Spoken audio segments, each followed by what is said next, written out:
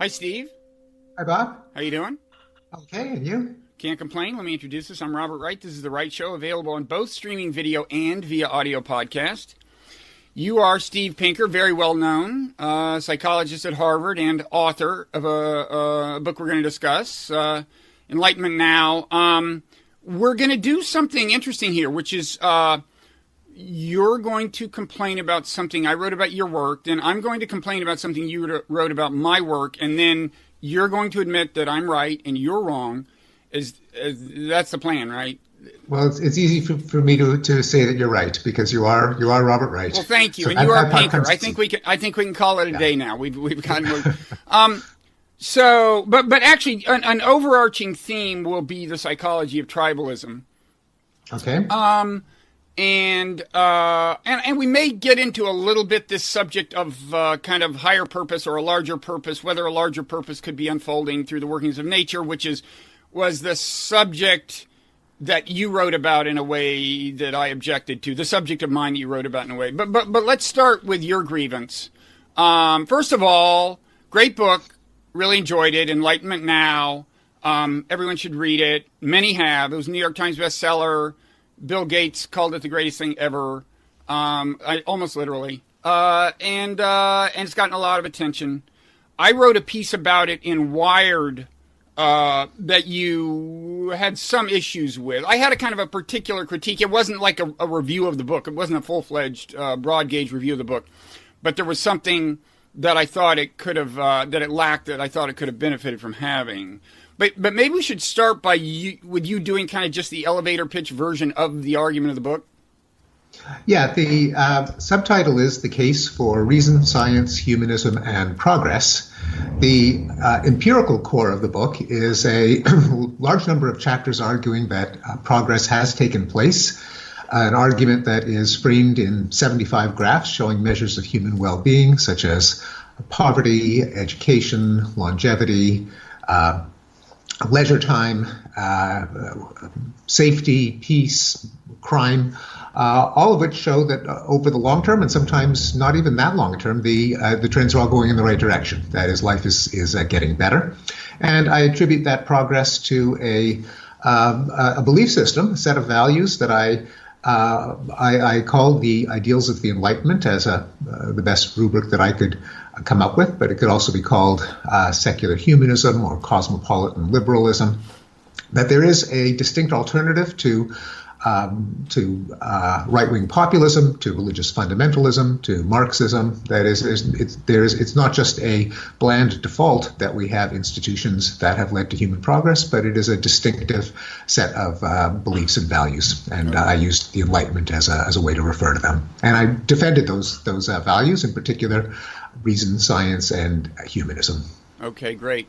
And what I wrote about it was, it was a little, the angle was a little cute, maybe. It was basically that I'm all in favor of enlightenment in the Western sense of the term, but if the Enlightenment project is to wholly succeed, and if humankind is to avert the apocalypse that I fear may await, I think we need a little in the way of Eastern enlightenment, is the way I put it.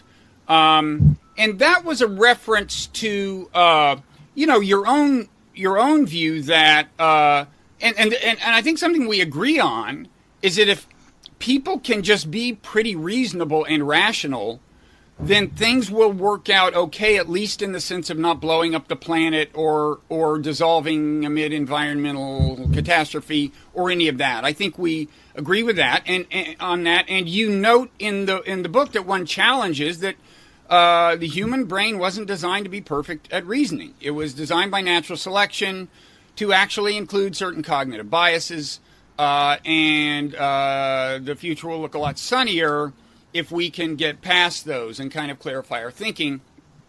And I argued that, well, first of all, full disclosure, I had written a book called Why Buddhism is True that advocated mindfulness meditation, and I wind up arguing in the piece that mindfulness meditation is a discipline that can help with cognitive biases, and I thought that it addressed something that I didn't think you paid enough attention to in the book, which is the role of affect, of feeling in kind of mediating cognitive biases. And mindfulness meditation is a discipline that actually helps you be aware of how, in subtle ways, your feelings may be steering your cognition, and in principle can help you reassert rational guidance, you might say. So that was kind of the crux of my piece, I guess. Right? Mm-hmm. I have nothing against mindfulness meditation if it can be shown to have the effects that you attribute to it. That is, if it really does allow people to overcome cognitive biases. I'm a little skeptical, but I'm certainly open to persuasion. If there are studies that show that mindfulness meditation is more successful than programs of the best programs of debiasing, then I'm all for them. No, the only objection that I had is that I had a chapter apiece on the three ideals in the book subtitle, namely reason, science, and humanism. And in the chapter on reason, I addressed the frequently voiced objection that humans are not rational, which of course often they aren't. I argue that it can't be that humans are incapable of reason and rationality. Otherwise, we could never have come up with a benchmark of what rationality is against which we could compare humans unfavorably. Nor would we be able to advance the argument that humans are irrational, or any argument, unless we were staking some claim to reason. The argument was that even though humans left to their own devices, or even left to traditional small groups, tend not to go in the direction of reason in many domains, are institutions that were inspired by the Enlightenment, such as a free press, such as universities, such as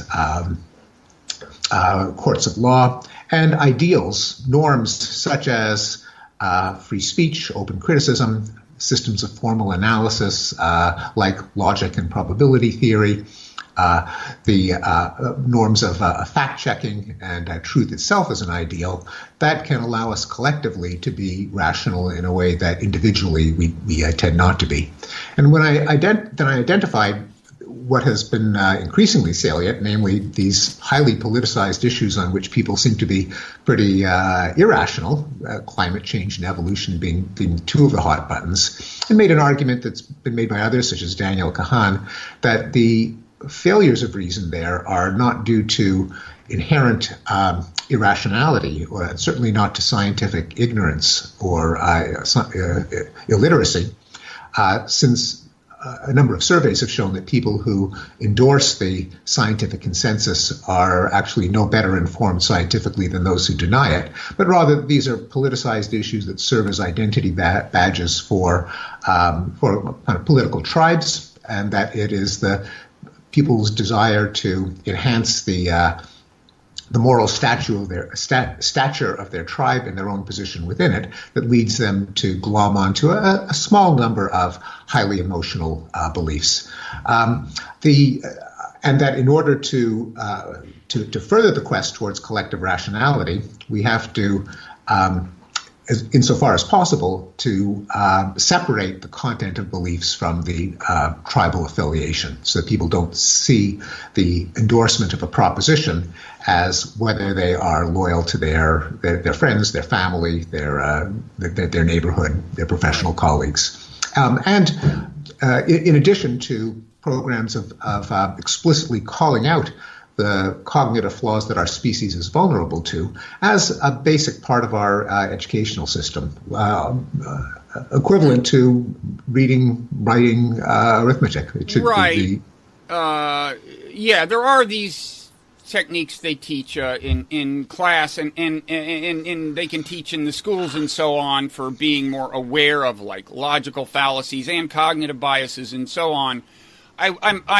You are somewhat skeptical of those. I think I'm maybe a little more skeptical, but to briefly first revisit the tribal issue, I mean, this is an important point, and I do credit you with being among the people who connects cognitive biases to tribalism.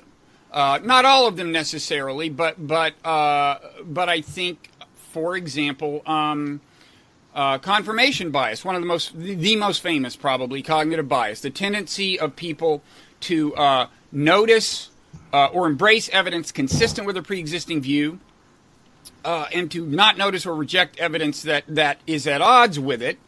And very often this is a tribal phenomenon. I mean, people, it's people on my side of the climate change debate and your side, in other words, people who think it's real and it's a problem and it's human caused, they tend to have this kind of condescending view of the other side as if like they appreciate the evidence and the other side doesn't. But I think the truth is almost nobody on either side has taken a very good look at the evidence. I mean, very few people on our side, including me really, have entertained the more sophisticated critiques of our evidence, of the evidence we mount, and then come back with a rebuttal. And what's happening is we're both trusting our experts, we're citing our experts, we're retweeting our experts, and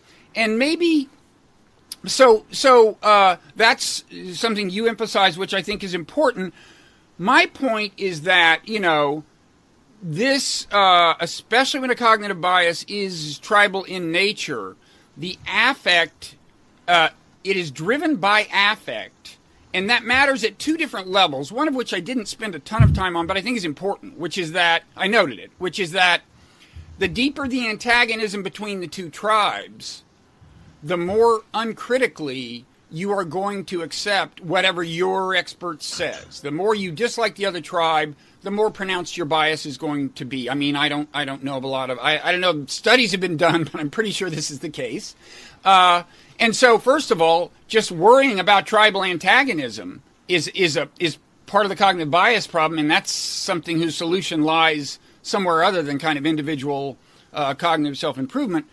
But then secondly, my point was just that this antagonism toward the tribe, you can see it playing out at kind of the cognitive level where if you're on Twitter or Facebook and you see something put out by the other tribe on climate change, and if you notice how you react to it with an aversive feeling. And if you notice, like, if it's evidence that's put forth by your tribe and you retweet or share it, if you pay close attention, I think you'll see that decision to retweet is not a purely cognitive act. You like the evidence you're about to put forth. It makes you feel good to think it's true, so you don't investigate it further. And this is the source of fake news that we all circulate stuff that supports our own tribe. And this is where I personally find and believe, although you're right, I don't know that the studies have been done, but that mindfulness makes you a little more likely to, like if you do mindfulness meditation, or if you just make the effort, you'll be a little more likely to see the role that feeling is playing and pause and reflect and ask yourself, on purely rational grounds, does it make sense to retweet this? And my point was just that it wasn't just that you didn't come out embracing mindfulness meditation. It was that in general, I thought you could have paid more attention to this affective dimension of so-called cognitive biases. I don't think that we disagree, but except that the tribal identification as a source of cognitive biases was one of the main points of that entire chapter. Mm-hmm. And that there's as Daniel Kahan points out, there is a kind of perverse local rationality to it, in that for most people, except for a few movers and shakers and deciders, your opinion on climate change actually makes no difference because it's not going to affect climate change. Mm-hmm. So you can believe anything you want. It's not neither rational nor irrational in terms of what will happen to the planet. Unless you're an expert, a world leader, a public scientist. However, it makes a huge amount to how you're going to be received by your local community, whether you're going to be seen as an oddball, as someone who just doesn't get it, as some kind of traitor or turncoat. And so there's a perverse rationality to endorsing the belief that will earn you status within your community. Right. So it's not exactly irrational, it's just rational according to the wrong criterion. Namely, what's good for your esteem within a community is not so good when everyone pursues it in terms of the benefit to the planet. Right. Kahan calls it, I renamed it the tragedy of the belief commons, alluding to the game theoretic scenario in which what is advantageous for each individual is bad for the group as a whole.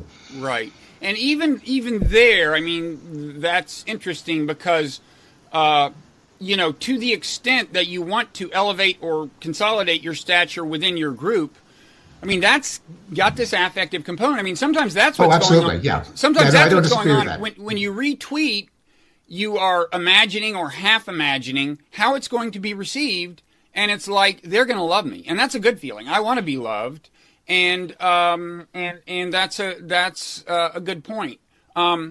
Yeah, no, I think we agree on that. I mean, I'm not so sure what the mindfulness meditation adds to what other people would call either self-awareness or, for that matter, collective awareness of our natural shortcomings as a species, to be countered in probably on a number of fronts. One of them being education, another being just the ethos of journalism and academic life. Namely, do we actually put out there the truth that the major distorter of our accuracy of our beliefs is tribal identification, where tribal in this context means political left and political right. I don't know if, in fact, I'm going to say this, that in the context of academia, that is virtually never said. It's just the water that we swim in is a kind of left liberal point of view or worldview. And that the idea that maybe you're embracing a belief because it's all too consistent with that mindset is never stated as a kind of fallacy that we ought to overcome. So anyway, that combined with education, combined with the general awareness that this is something as basic, is part of our conventional wisdom. We know of certain biases, like the placebo effect is by now pretty well known. Reasoning by anecdote, not everyone appreciates that that's a thing that we tend to do, but political tribalism as a source of error in our beliefs has not been laid out there as a systematic source of inaccuracy, and that would be a start. Yeah, and the point you make about academia has a kind of a political counterpart, which I'm glad about because this will give me a chance to plug something I'm doing. But the so-called resistance to Trump. I mean, first of all, I think we should both be glad that tribalism has become a buzzword. And the psychology of tribalism is a more discussed thing, just as somewhat independently, cognitive biases were starting to become more discussed even before tribalism became a buzzword, which itself owes partly to the Trump victory, But I do think there's a tendency, well, probably on both sides, but I worry about it on my side, which is to say the so-called resistance is very aware of how tribal the Trump supporters are. And they tend not to be, many of the people who are prominent in the resistance, I think, are not aware of how our own cognition is being distorted. And I think that works against us. I mean, I think, first of all, we just out and out emotionally overreact to certain provocations by Trump that wind up in ways that wind up playing into his hand. We also, we may spread news that turns out not to be true, and then he can point to that as more evidence of fake media, fake news. And so, anyway, the thing I'd plug is I'm putting out something called the Mindful Resistance newsletter at mindfulresistance.net, which tries to, first of all, take each week's news and view it with a little more detachment, not get obsessed with the more trivial stuff. But I think that's my obsession is with the political manifestation. You spend more time, at least in the book, alluding to the academic manifestation, but the take-home lesson for me is, I mean, we are all part of the problem, and what you say about mindfulness, I mean, it's not a magic solution, but I mean, a good way to convey what's possible via mindfulness is to convey the benefits that are possible to a regular mindfulness meditation practice is to go to an out-and-out retreat.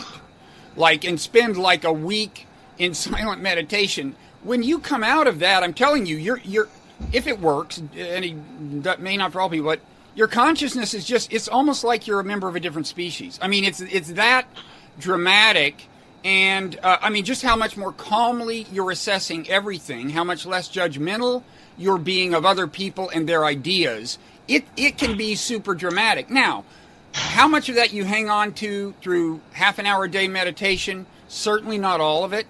My own experience leads me to believe that it's a meaningful amount, so I'm an advocate. But at a minimum, I would suggest what you say, at least try to be mindful in the everyday English sense of the term. Pay attention, be alert to what really matters, and try not to overreact. Well, yeah, I guess my skepticism comes from a large body of work in psychology, a lot of it showing disappointments of any program that tries to make people better at thinking anything. And in fact, the first generation of debiasing programs, that is, programs that were explicitly designed to lift people out of the kind of cognitive fallacies that Tversky and Kahneman and others had documented, were pretty abject failures. Although it turns out that most education is an abject failure if you try to assess its benefits objectively. That there's a lot of ways that we think we're teaching things that turn out to be surprisingly ineffective, like yammering at a blackboard, like having people read something and maybe highlight it with a yellow marker. And that by now there is some empirically supported lore in what makes for effective pedagogy, such as students have to solve problems, they have to think about it actively, they have to explain their own views, defend it against criticism, which have shown to be not just effective for teaching physics, but effective for debiasing cognitive fallacies. So certainly a naive view that we should just teach people about biases and hope that they will overcome them has turned out to be dashed. And more generally, almost anything that you teach, the depressing finding is that people fail to generalize it to anything other than the particular context that they teach it in. Even something like the concept of least common multiple. You teach it to students in terms of how you arrange soldiers in a parade, and they don't generalize it to how to arrange vegetables in a garden. And so unless you explicitly have the generalization itself be a part of the pedagogy. And so going back to how we can get people to overcome these biases, including the ones that come from tribalism, anything that is just too generic, getting people into a better frame of mind, into a better place, I guess until shown, I'd be skeptical, whereas targeting with laser beam precision, this is what we all do wrong, and this is what we have to do to step outside it, I think we have a much better chance of success. And I think both of us are aware enough about biases that we each take steps. We are mindful in the sense of thinking about our own mental habits and try to circumvent them as much as is humanly possible. And maybe meditation, in addition to awareness and conscious attempts to overcome them, adds something, but I would have to be convinced. Yeah, well, it wouldn't just be meditation generically. Mindfulness is a specific kind with a specific roots in Buddhist philosophy, but it's interesting that you said, if you're going to take a laser to one thing, you would say mindfulness isn't it. I would say the opposite. I mean, I would say, if you're going to look at where in the cognitive dynamic is there a point of intervention? And again, I don't think the studies have been done. Most of the studies of mindfulness have been about stress reduction, anxiety reduction. I don't think the cognitive bias studies have been done, but it's interesting you should mention a laser because, in my book I say, by way of illustrating how dramatic things can get on a meditation retreat, as I was meditating, I was feeling wrathful towards some guy who had fallen asleep and was snoring, and I observed the wrath just very clearly because feelings exist in a part of your body, and this is something you become more aware of in mindfulness. And so you look at it, and if you're far enough along the retreat, it's like training a laser on something, and the feeling evaporates. I mean, it's that dramatic, and this is something that a lot of people will recognize who have been on retreats and done serious practice. This isn't just me. I mean, you can do the same thing in principle with anxiety, but and again, that's not something that's easy to do on an everyday basis. I just think the more you meditate, the closer to that you'll come, and the better you'll be able to just pause and recognize that a feeling is influencing your perception and cognition. And one long-standing principle of Buddhist psychology that I think modern psychology has come around to is that the line between cognition and affect it's beyond blurry. I mean, they're so finely intertwined. And according to the Buddhist view, basically every perception is to some extent infused subtly with feeling and so on. So, but anyway, I think, and again, studies haven't been done. I think the point of most effective intervention is the aspect of affect that is hard to even discern much less do something about, if you haven't really done a practice that's aimed at that. Right, but the question is, what would that practice consist of? I mean, if you took a bunch of the people that we would, well, let's call them deplorables, just to pick a word at random. That's a perfect example, by the way, of course, tribalism itself, right? I mean, she believes that about them. Well, she believes them about some of them. She didn't say all of them. And she actually, I think she estimated, didn't she estimate like 50 or some high percentage or something? She did estimate 50, and which was, of course, way too high. And the ones she had in mind, she wasn't referring to a generic Republican voter. She was referring to members of neo-Nazi parties, of the skinheads, the alt-right. And that's in fairness to her, that's who she had in mind. But anyway, the question is, so I was using the term, of course, ironically. Right. But you and I are talking about people who, including us, who allow our tribal membership to distort our best assessment of reality. So the question is, if they went to a retreat, and again, maybe you and I would tremendously benefit from a retreat. I've never been on one, but really, if you got how much would we have to pay you to go on a retreat? I could do a crowdfunder. I could do. Okay. How much would it take? It's not a question of money. It's a question of time, and maybe I'll do it. I'm not saying I would never go on a retreat, but my question is, if we took people who we thought whose beliefs were not properly calibrated by argument and evidence, and we sent them on a retreat, and we tested them when they came back, would they be more reasonable and rational? I'm willing to be convinced. I am skeptical.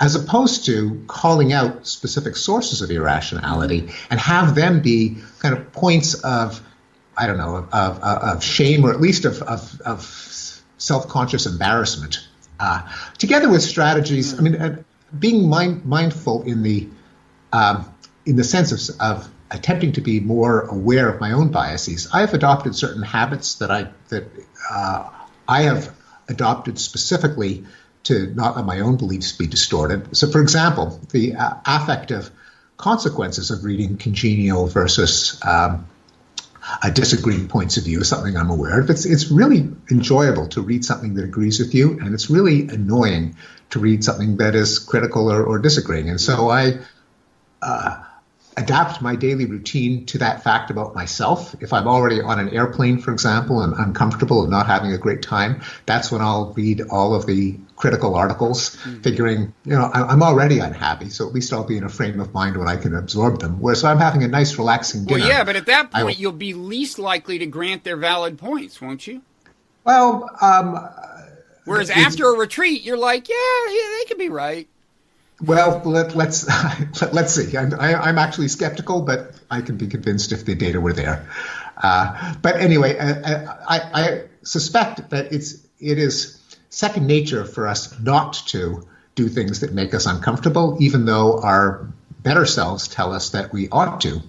Mm-hmm. And there's no guarantee that making a cognitive flaw common knowledge will allow people to circumvent it, but it's much more likely than if they weren't aware of it in the first place. And which you and I agree, it's only recently that people have become aware of the standard literature on cognitive biases, and the vast majority of people who know about thinking fast and slow and predictably irrational and all of those bestsellers on human irrationality still don't know about the work of Daniel Kahan and others on how it's our political tribalism that leads to even more irrationality. So just getting that out there. I'm not against any of these things, and I think various of them can do, varying degrees of good. It's just that in my experience, it's like you teach people about cognitive biases and logical fallacies, and they become very good at spotting them in their enemies and rivals, and that's about it, Well, no, and that's why that very fact is itself a cognitive fallacy that people have not been well enough aware of. Right. And by the way, I think one of the most underappreciated cognitive biases is attribution error, not just in the sense of attributing, the way it plays out with allies as opposed to friend is kind of what I think Hillary Clinton did with the deplorables thing, which is that when your enemies behave badly, it's a finding that you tend to attribute that to them, to their essence. And when your friends or allies behave badly, you're more likely to attribute it to circumstance. Yes, and I think this is really critical, and it keeps people in the so-called resistance from like appraising the Trump voters just kind of, with some detachment and saying, well, let's ask how they got the way they are. I mean, there may be circumstances conducing to voting for Trump, as opposed to them just having essence of evil in them or something. And that's a form of, what we call essentialism in a way, more casually.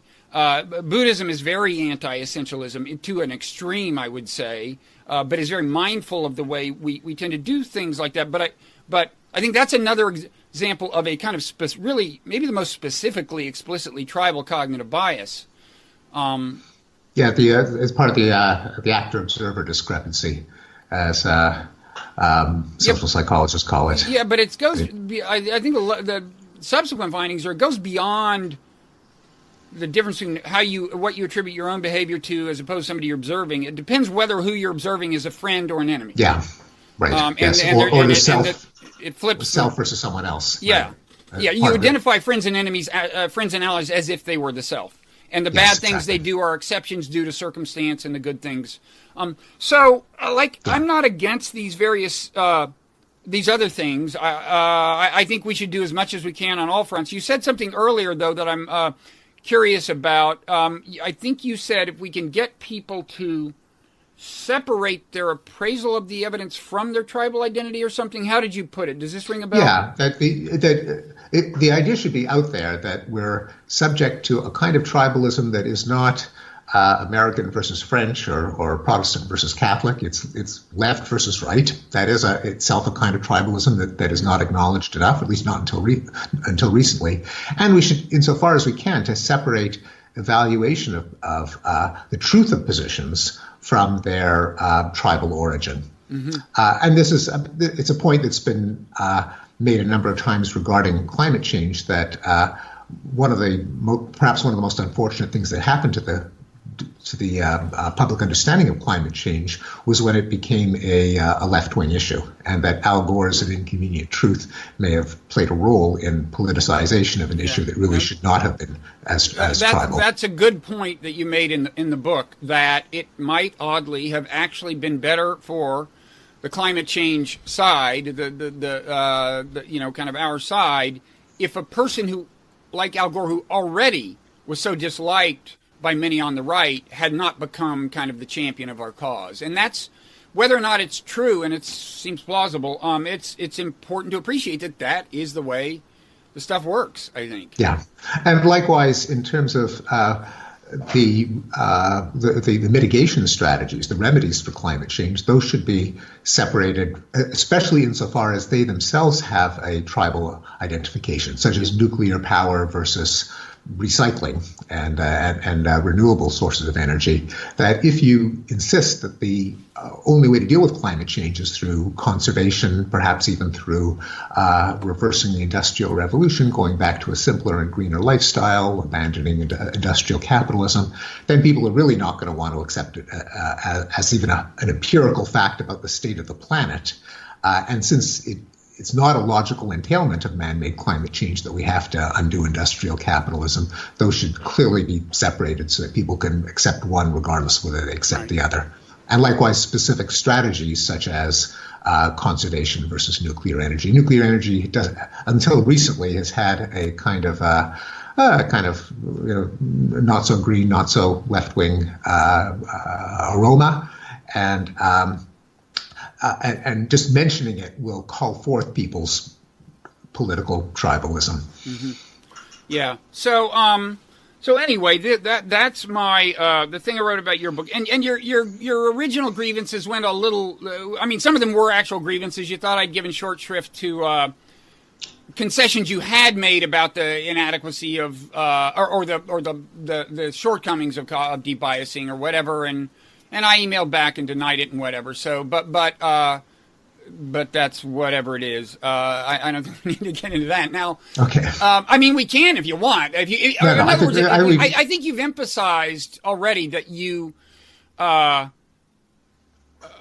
you certainly, for example, don't think like scientific literacy per se, and I agree, is going to go, a long way toward solving the problem.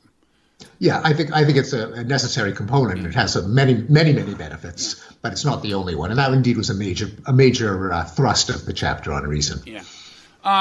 So now, as for my grievance against you, I hope we don't have to spend too much time on this, because I think in a way it'll draw us back into the subject of tribalism, because I'm actually going to put forth the hypothesis. Far be it from me to embrace a hypothesis that works in my interest, but I'm going to put forth the hypothesis that the thing you did on Twitter that annoyed me may have itself been a product of tribal cognitive bias on your part. You can see how you feel about this theory. So, and there's a related tweet you did, which I had answered to, which wasn't about me, and maybe I can talk about them both. But anyway, let me see. Let me see if I have the tweet. I actually dug it up, and maybe I'll be able to find it. Anyway, the point was, I had done this thing I do sometimes, which is argue that there is at least some evidence of that there may be a larger purpose unfolding through the workings of nature. And I generally try to emphasize when I write this that this is not incompatible with materialism or naturalism or whatever you want to say. In fact, Darwin himself, and maybe he was just trying to appease influential Christians, but he said, yeah, sure, I mean, natural selection could be the way that God or whatever else realizes something. So I had made one of these arguments in the New York Times, and you tweeted something like, I respect Robert Wright, but his argument that evolution has a purpose is fatally flawed, and you linked to Jerry Coyne's argument to that effect. He had, as he tends to do, written something critical of me. I had two issues. I don't think I've ever argued evolution has a purpose. I think I've argued there is evidence, whether or not it's evidence that would even get you beyond the 50% belief threshold, who knows, but there's underappreciated evidence that that it does, again, in a way that's totally consistent with science, I maintain, and certainly naturalism, materialism. So anyway, my complaint about the tweet, aside from that thing about acting as if I'm asserting that evolution has a purpose, or I think we can be very confident of that, was that you seem to be taking Jerry Coyne's word for it, which I would never advocate for reasons I can maybe elaborate on in a second, but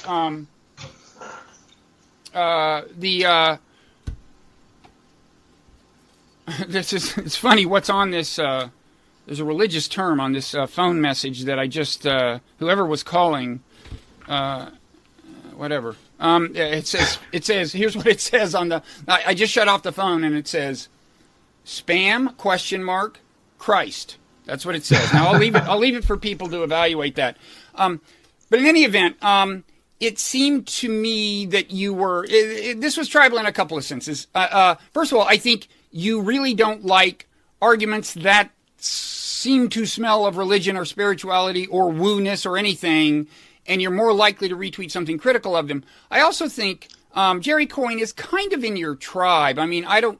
He's a new atheist. You don't generally get called a new atheist. I think of you as kind of loosely associated with the people like, Sam Harris and Jerry Coyne. You can tell me if that's wrong, but it seemed to me you were taking the word of a fellow tribe member, and also retweeting something critical about something you kind of didn't want to like by virtue of your belief system, if that makes sense. Yeah, I guess I would disagree with that characterization. I thought you might. Not surprisingly. I mean, the fact that I agree with some people, I would say it doesn't put me in a tribe with them. It may just be that I agree with them, and that Jerry. I wouldn't have put Jerry's reply to your New York Times piece the way he did, but I did disagree with it. Although it made I should distinguish the points that it made, because I disagree with them for different reasons. And so rather than writing my own reply, since I agreed with many of the things that Jerry said, I just linked to his much more elaborate explanation. Right. But you adopted the fate. You asserted my argument was fatally flawed, and I am not aware that you've ever isolated a fatal flaw as my complaint. But anyway, in the tweet you did. Well, if we distinguish, there are a number of ways in which there could be a purpose to evolution if we were living in a simulation and there was a game designer that designed us. Well, yeah, okay, but I don't think there's any reason to take that particularly seriously. Although it's, I suppose it's. Actually, I'm not even sure it's logically possible, because I'm not sure it's coherent. But if there was some way to make it coherent, and if it were true, then yes, there would be a purpose. But of course, then we'd have to explain how the cosmic game designer got that purpose. And if it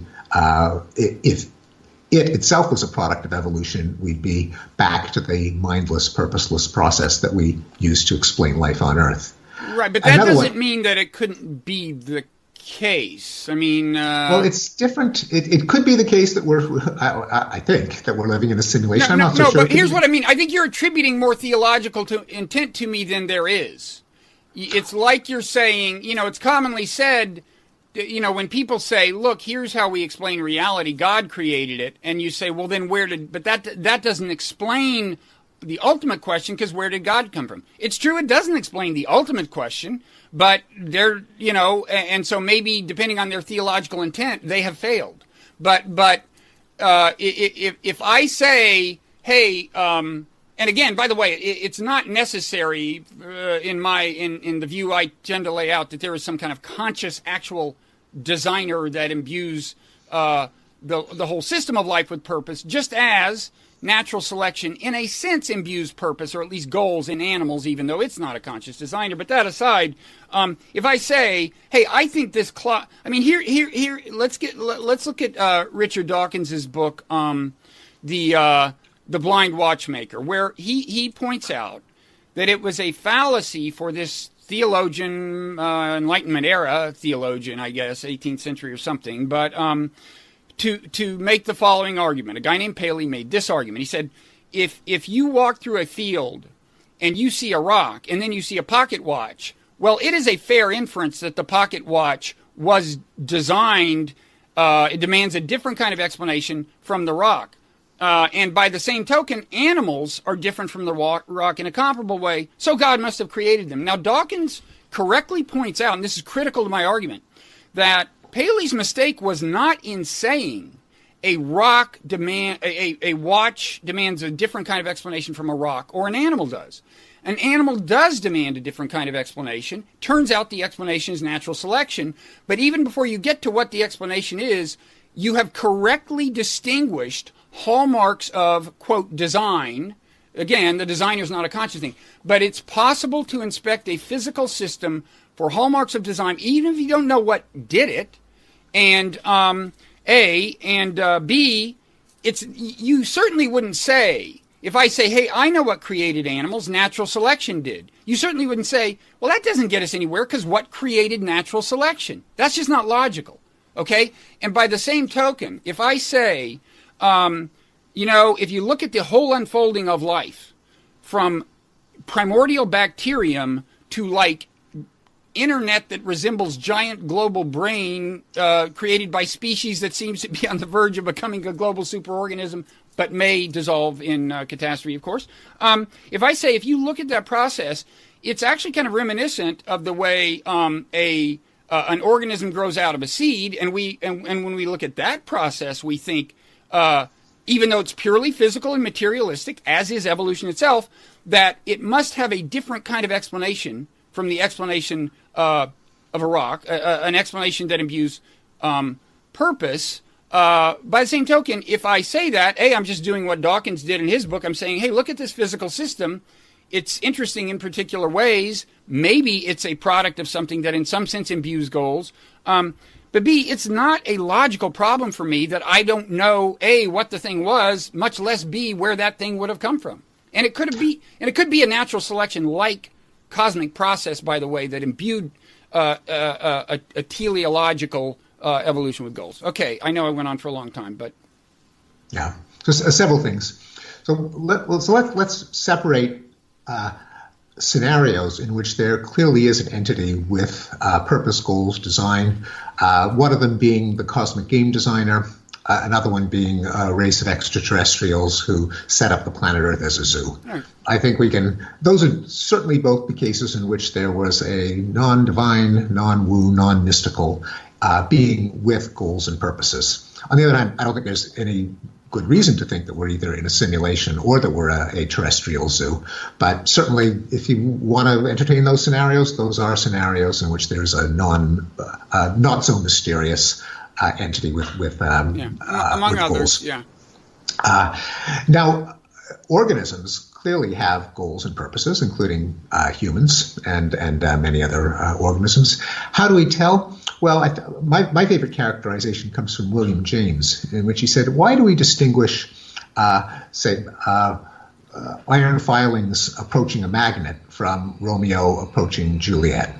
In both cases, there is attraction, there's an approach. He said, well, the difference is that if you put a wall between Romeo and Juliet, they don't press their lips against opposite sides of the wall idiotically, like the filings and magnet with a card. Mm-hmm. Romeo finds some way of overcoming the obstacle of the wall by going over it, going around it, to touch Juliet's lips directly. So the difference is, in the filings and the magnet, the path is fixed. Whether it achieves a goal depends on the accidents of how the world was set up. Mm-hmm. With Romeo, or more generally a goal-directed agent, it's the goal that's constant, and the means or the path can be modified indefinitely.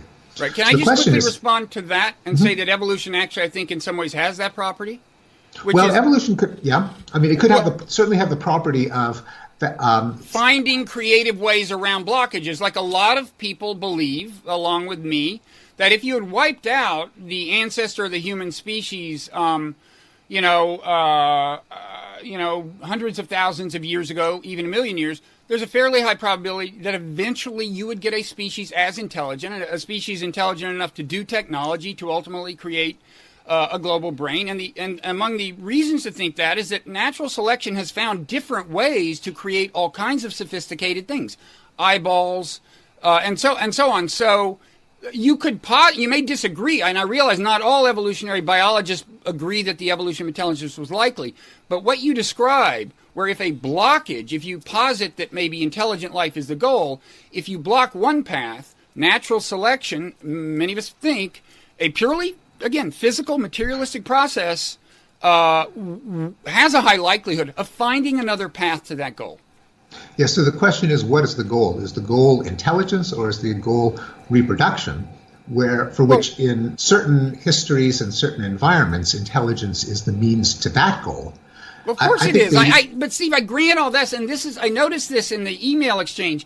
You seem to think that I don't think that all adaptations and biological complexity can be explained entirely in terms of natural selection. Of course it can.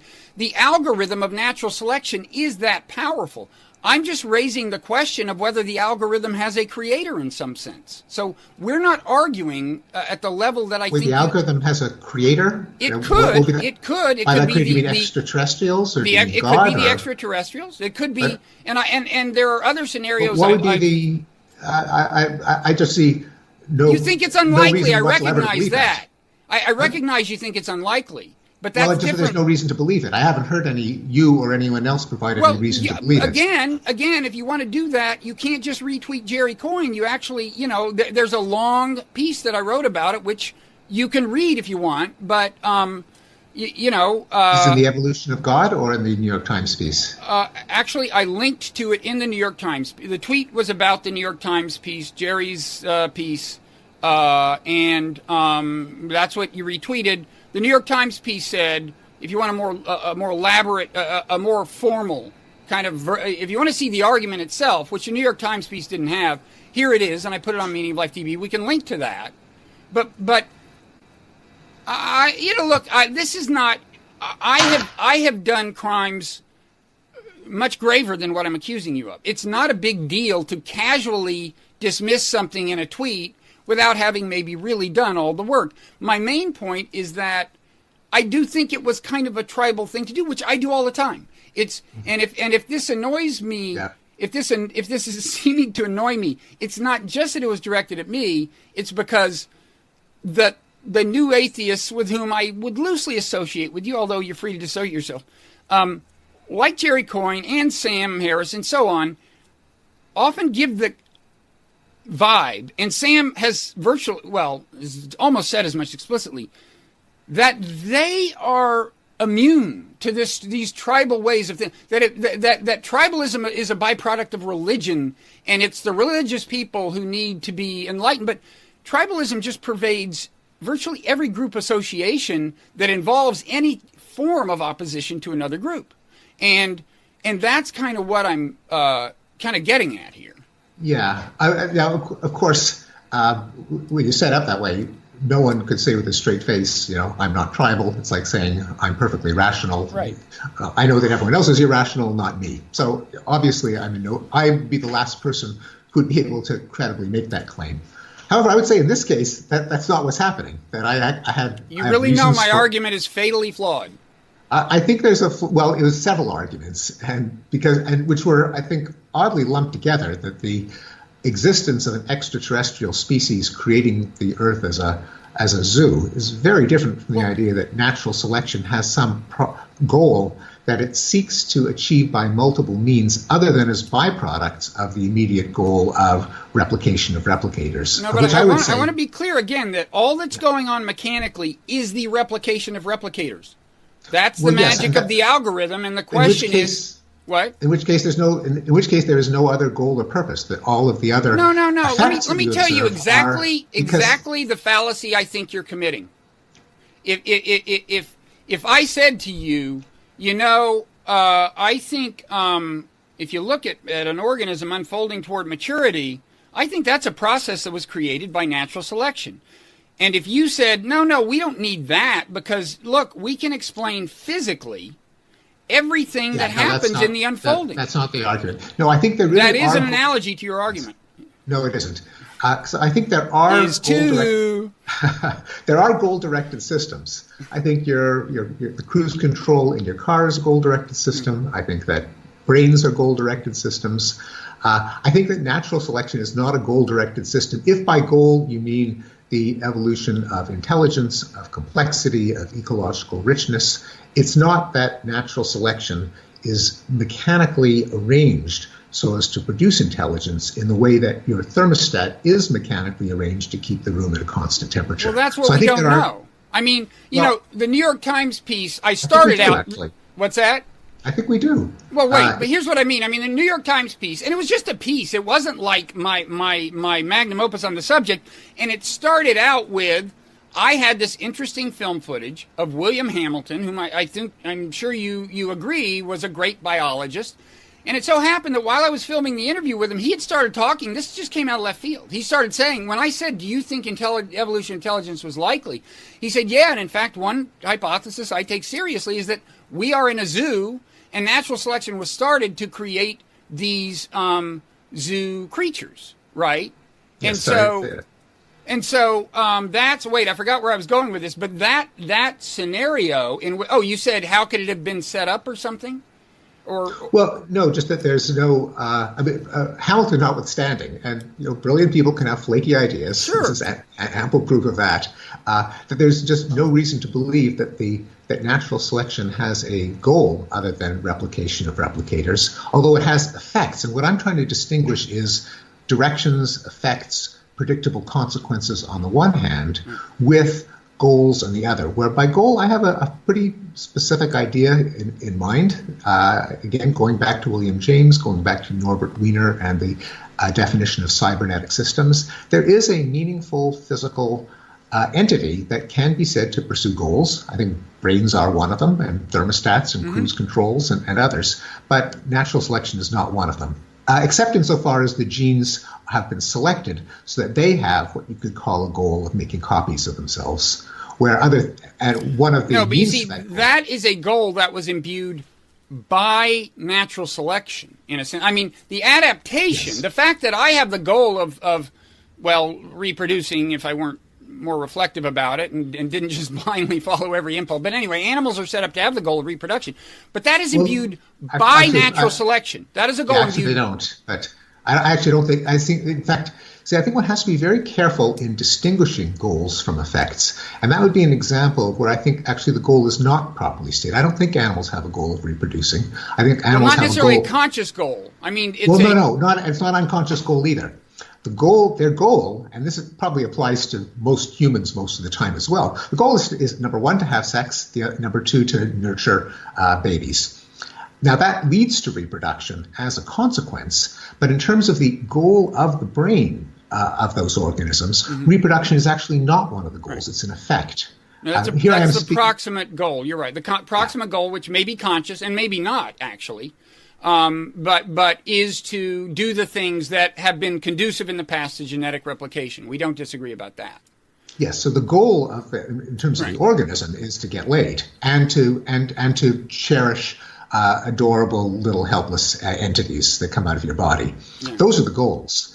So I think it's that is an example, though. That's a goal of the exercise of distinguishing goals from effects apply to the psychology of organisms. But one has to make the same distinctions in identifying what are the goals versus the effects in terms of the entire process of natural selection.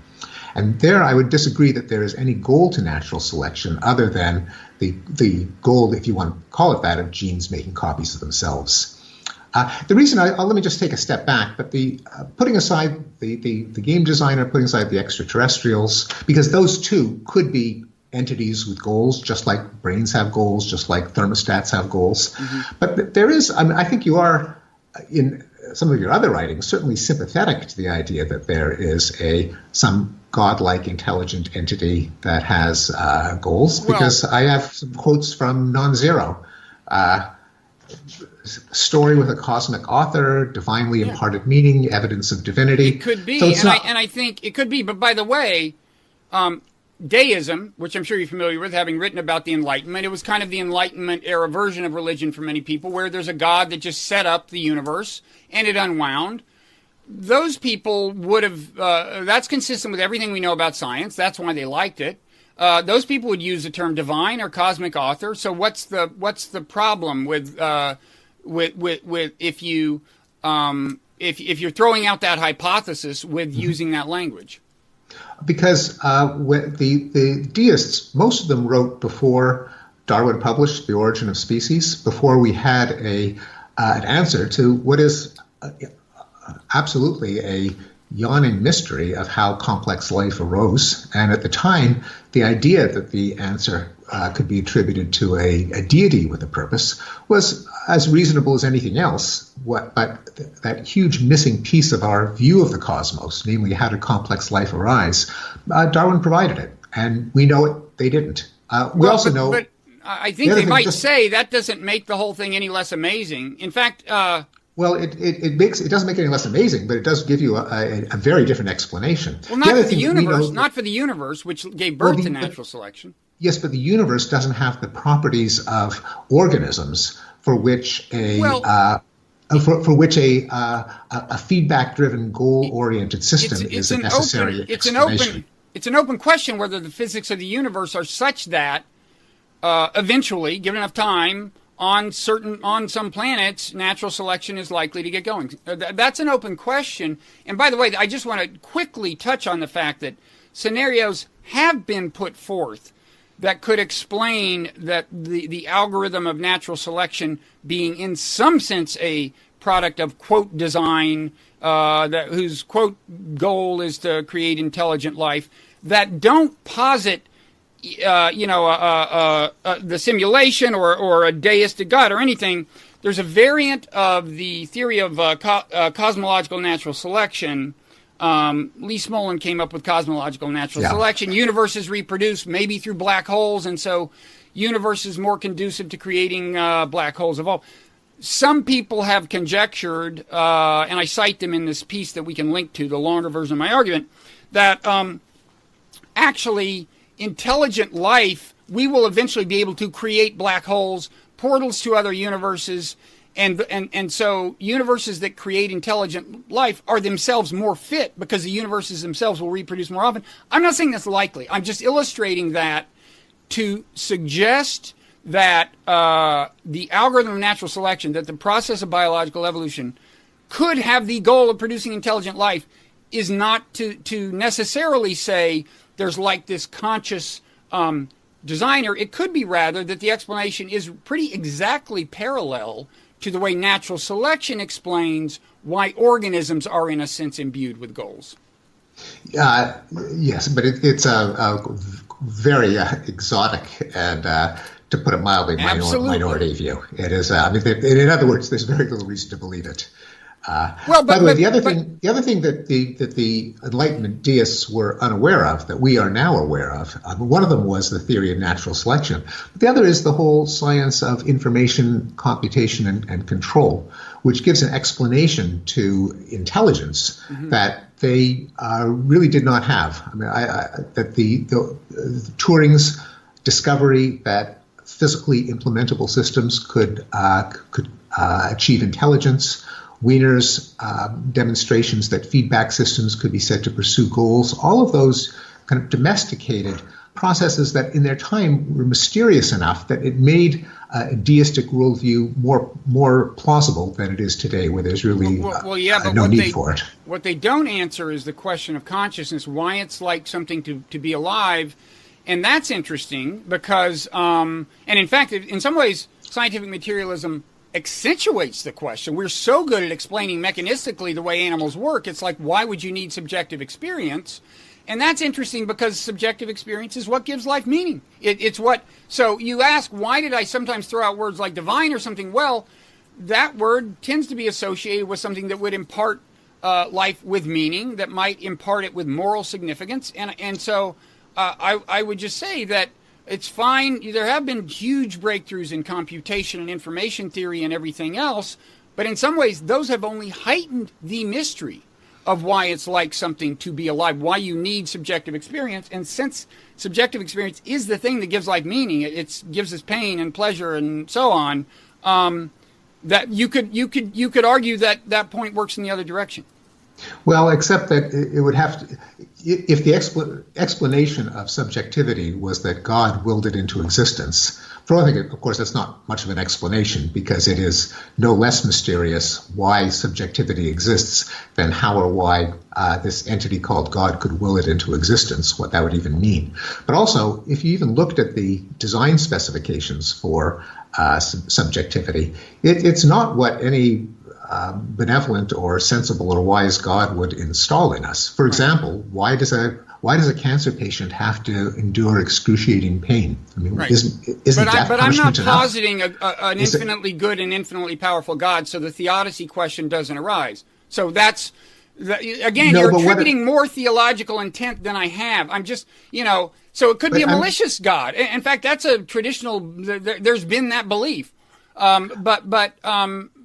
So without imbuing any kind of motives to God, saying, well, he could be beneficent, he could be malicious, then it isn't explaining anything other than the fact that subjectivity exists. It's only when you could say something about the designer that installed subjectivity that it even buys you anything in terms of understanding the phenomenon. Otherwise, it's just saying, well, I'll take a mystery and I'll add a mystery on top of that is completely superfluous. My point was a limited one. You said all this, look at, the deists might have suspected that there was a cosmic author of the universe, but they didn't know how successfully we'd explain intelligence. And I'm just pointing out the successful material explanation of intelligence and computation only heightens the mystery of why it's like something to be alive.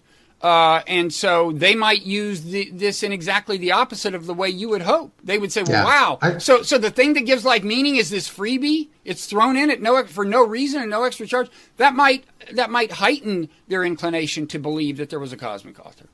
Yeah, I would say it doesn't heighten it. I think it may leave it as a subject of our curiosity that's as yet unexplained. I don't think it heightens it because anything you want to say about subjectivity, that is what gives rise to pleasure, what gives rise to pain, what gives rise to distinct experiences, what is more subjectively similar to what else, all of those are perfectly well explained by by ordinary psychology, evolutionary biology, neuroscience. There's just this one extra ingredient, if assuming it's a meaningful ingredient, and as you know, there's some friends of ours who even deny that it is, but it's not as if the actual content of subjective experience is a mystery. It's just the subjectivity of subjective right, we experience. understand the correlations, and in fact, that's why I've been, it's funny, our earlier conversation, I talked about the role of feelings and so on, but of course, technically, there should be a disclaimer where I say that it's not clear that any action is going on at the level of subjective experience. It's not, to attribute causal influence to subjective states is actually just an efficient way of talking. And it's useful because we think about, because I think focusing on what you think of as your feelings, and they are feelings, can help you do something about the problems we're describing. I think I certainly agree that we understand the correlations, that there are these correlations between particular goals, particular feelings, particular processes in the brain, particular feelings. None of that solves the question of what the feelings are for. If you say they do have causal significance, if you try to solve it that way, well, as you know, that poses a serious problem for the whole scientific worldview. And if you say they don't have causal significance, then it's just kind of amazing that this thing that gives life meaning was thrown in a totally gratuitous fashion. Well, each one of the states could have a perfectly mechanistic set of causes and effects if they're just patterns of brain activity. It's only the subjectivity of the emotional states that makes us scratch our heads. But why we have them and what they do are not mysteries. I mean, they're scientific problems. But why we have subjective experience at all is a mystery, right? Well, why the experiences are subjective. Why we have experiences like pain and pleasure and a desire for esteem and a desire for food and sex and safety and comfort, those aren't mysterious. They aren't or are not? They are not. Well, is it mysterious that it's like something to be me? I think that's mysterious. I find that mysterious, and that I'm not satisfied that I understand why. But why? But above and beyond saying that it's like something to have those states. In fact, even that is a little bit odd, because like something means that there's something else that we're comparing it to. But if anything you want to say about any subjective state, redness or the pleasure of food or sex or the aversion of extreme cold or heat, every one of them, I get it. Yeah, anything agree. You want to say about them, I agree with that. Explicable. I agree with that. In a certain sense, it is. At a certain level, it's explicable because it just exactly mirrors the causal explanation at the material level. I get that. Yeah. So there is this mystery. It's actually may not even be surprising that there's a mystery, because the most irreducible thing there is one's own subjective existence. So you might even say it'd be mysterious if it weren't mysterious, because we can't step outside ourselves and talk about our own consciousness from some point of view other than that consciousness. But this has nothing. This is a separate issue. It is a fascinating issue, obviously. Right. But this is a separate issue from whether there is any goal or purpose to evolution. It is, in my view, a cause for intellectual humility, which in a way brings us back to what we started. That everyone should have more intellectual humility than they have, because we're not designed to see things clearly.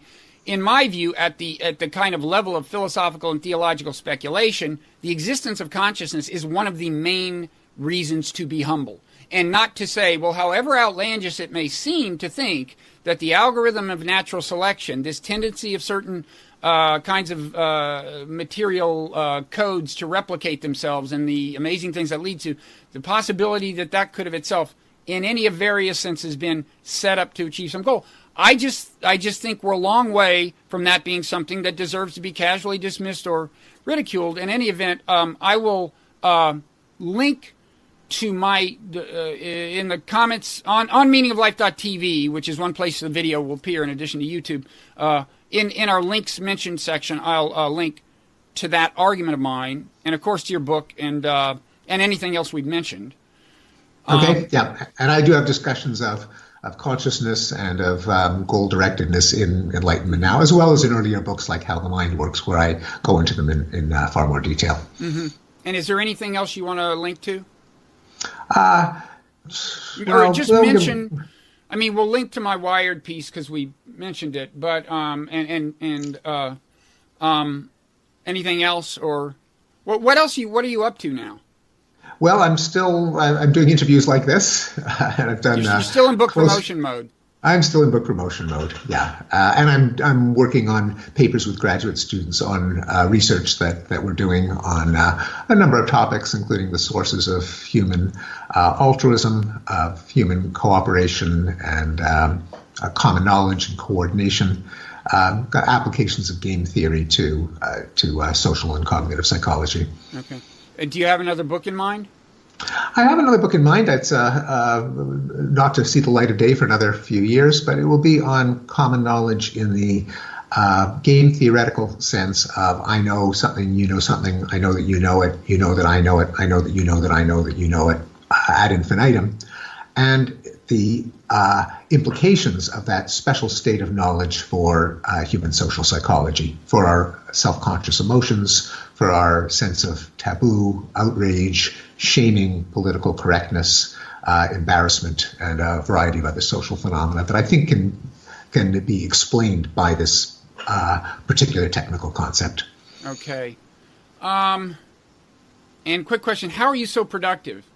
It doesn't feel like that from this point of view. But, it looks like it. You're an incredibly efficient person. Now, I am an incredibly inefficient person, so the effect may be exaggerated from my perspective, but I don't think there's any doubt that you're an incredibly efficient person. Well, I'm glad that it appears that way. Maybe I should attribute it to anxiety.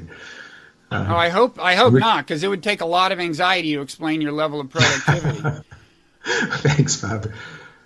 Final thing, any thoughts about the fate of the planet? I mean, the last thing is that if I'm tempted to think that there's a goal, one reason is this whole thing, it's interesting to me. I mean, I'm more pessimistic than you are. I think we could dissolve in chaos. Maybe the reason we've never heard from an extraterrestrial civilization is because they always blow themselves up when they're on the verge of forming a global community. But maybe my speculative tendency in the realm of purpose has something to do with the fact that it just seems like it's such an interesting setup, like where I think we actually need to make moral progress to save the system. And one reason is because what we call cognitive biases are tribally driven. They result from our, minimizing the significance of the other tribe or the validity of the perspective of the other tribe. It's like a giant moral test our species faces.